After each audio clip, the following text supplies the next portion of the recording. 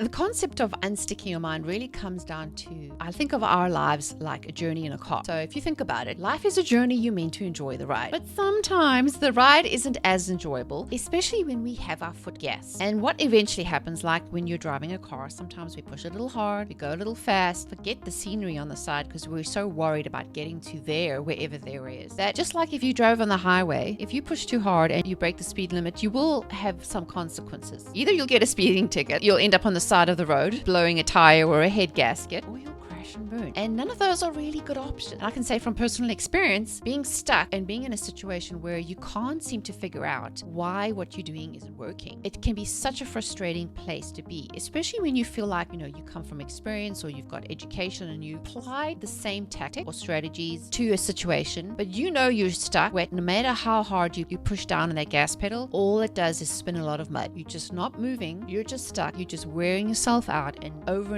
again, you can just feel that you're at that stage where this isn't working. Something has to change. So for me personally, the concept of unsticking your mind is like, how do we reverse engineer that? How do we realize that there's a way and a reason to get out of where we are? So I kind of view the way that I work with my clients is helping you calm down. Let's call the AA, get some, take you into the garage, do some work. Sometimes we need to get clear the junk in the trunk and do some work under the hood, retire, add some new tires, get you souped up again so we can get you back on the road. Instead of being a little a jalopy that falls apart and you duct taping the wheels together, this time by getting yourself unstuck, applying the principles, especially using neuroscience and reworking things. When you get back on the road, you're far more efficient, you're more fuel efficient, you get there faster, and it's a much enjoyable ride. So that really encompasses and why I'm passionate about this, is because I personally went through this myself. And I got to that stage where, as a high-performing go-getter, I couldn't fix it. I had tried the things, bought the courses and the hacks and the strategies and the tools. And I thought, well, if so-and-so does it, if it works for them, surely it should work for me. But I'd realized there was this huge elephant in the room that I had not dealt with. And eventually, if you try to stuff things away, the closet's going to burst. And I would not advise people allowing themselves to get to that stage, but there is a way to get unstuck. And if you have those feelings and you think, well, how do I get out of there, where you feel like no matter where you turn, it's frustration? Let me assure you that there is a way of reverse engineering and also redesigning where you want to go. And that's what gets me so excited about the brain, because it's amazing how God made us, that our brain regenerates. And also on the concepts of neuroplasticity, science is actually finally catching up what the Bible has said all along. We are to renew our minds daily. And it's like taking a shower, right? Renewing. Like if you don't take a shower for a few days, you're going to stink. So best we renew and,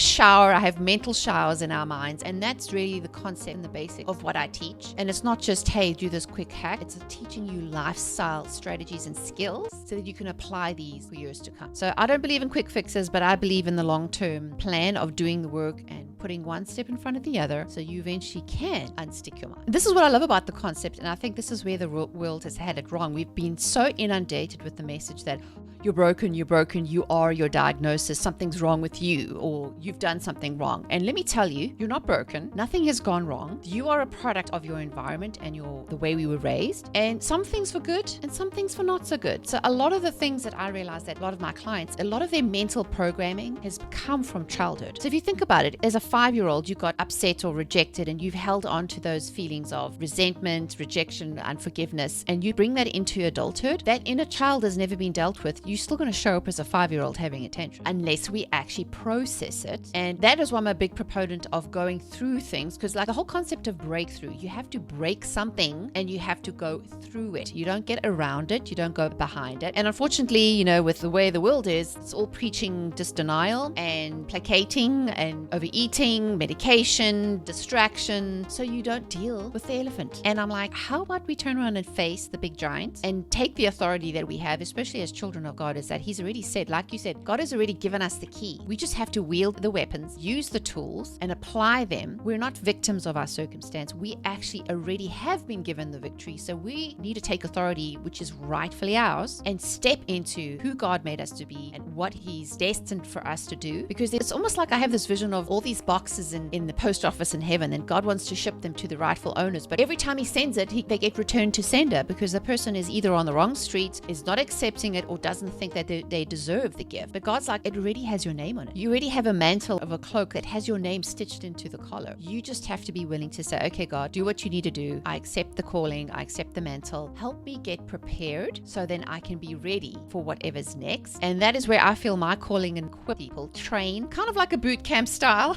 of how to get rid of the stuff that's holding you back so that you become quicker and swifter and more confident. Because believe me, when you step into who God made you to be, you become dangerous. And I love that concept, right? Of being able to take authority in the areas that we are destined to take because it's already yours, just yours for the taking. So I have some great resources for you. If you go to mamikacooney.com/supercharge, I have the 8 tips to supercharge your mindset. And also on my website, I have a podcast you can subscribe to. I regularly put out information in podcast episodes. And I have a tab that actually has articles and resources. So if you want to learn a little bit more about how rewiring the brain, how to unstick your mind, all this good stuff, definitely connect with me online, and I'd love to hear from you. Enjoying the content? Make sure to subscribe to our channel. Hit the little bell button and you'll be the first to hear when a new episode lands.